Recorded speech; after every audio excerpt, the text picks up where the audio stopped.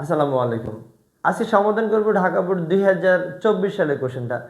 Similar এই কোশ্চেনটা অর্থাৎ একই কোশ্চেন কুমিল্লা বোর্ড 2016 সালে আসছে। উদ্দীপকটা একেবারেই সেম। উদ্দীপকটা এমন ছিল, মিনা তার ভাইয়ের সাথে একটি পুকুর পাড়ে বসেছিল। তার ভাইয়ের হাতে 200 গ্রাম ভর এবং 250 সেন্টিমিটার কিউব আয়তনের একটি বল ছিল। বলটি হঠাৎ পুকুরের ভিতরে পড়ে গেল।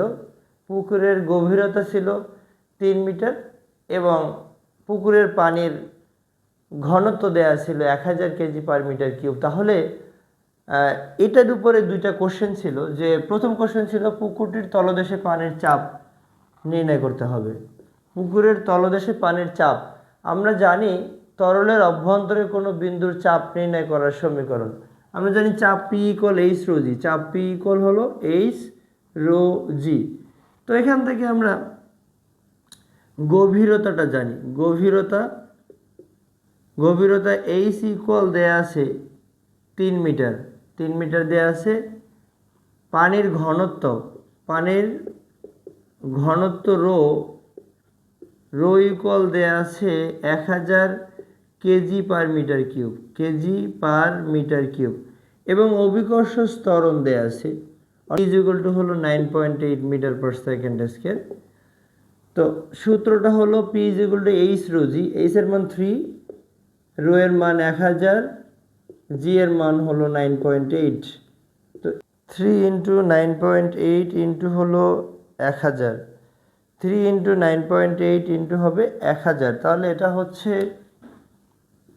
2.94 ইন্টু 10⁴ প্যাসকেল। পুকুরটির তলদেশে পানির চাপ হবে 2.94 ইন্টু 10⁴ প্যাসকেল। প্রথমে আমরা ঘ নম্বর কোশ্চেনের জন্য আমরা বলটির ওজন বের করব। বলটির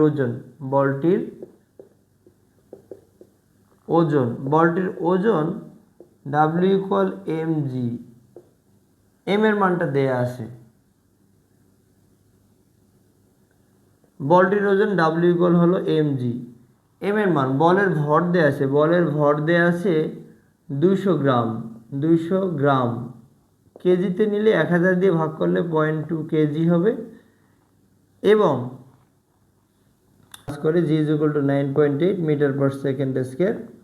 তাহলে বলটির ওজন হচ্ছে 0.2 ইন্টু 9.8, এটা হবে 19.6, 196। তার মানে ডান দিক থেকে যদি আমরা গুণ করি, যেমন 8 দ্বিগুণে 16, 16 6, 9 দ্বিগুণে 18, 1 19, অর্থাৎ 196 হবে।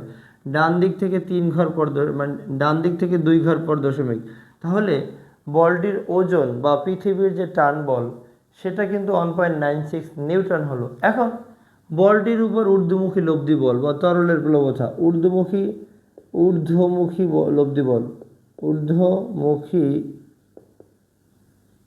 লব্ধি বল, অথবা আমরা এটা প্লবতা বলতে পারি। প্লবতা ইকুয়াল হলো ভি রো জি।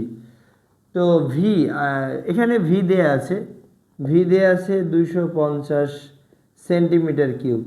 আমরা জানি সেন্টিমিটার কিউব থেকে মিটার কিউবে নিতে হলে 3টে 100 দ্বারা ভাগ করতে হয়। অর্থাৎ দৈর্ঘ্যর জন্য একটা 100 দ্বারা ভাগ করতে হবে, প্রস্থের জন্য একটা 100 দ্বারা ভাগ করতে হবে, ইভেন উচ্চতার জন্য একটা 100 দ্বারা ভাগ করতে হবে। কেন? অর্থাৎ দৈর্ঘ্য সেন্টিমিটারে ছিল, সেন্টিমিটার থেকে মিটারে নিলে 100 দ্বারা ভাগ করতেই হবে। তার মানে এটাকে আমরা করতে পারি 250 ইন্টু 10⁻6 হবে। তাহলে এটা হলো 250 ইন্টু 10⁻6। তরলের ঘনত্ব হলো 1000 এবং জি এর মান হলো 9.8।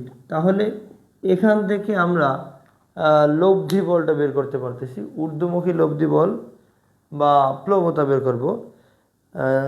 তো কত আসে? 250 ইন্টু 10⁻6 ইন্টু 9.8 ইন্টু হলো 1000।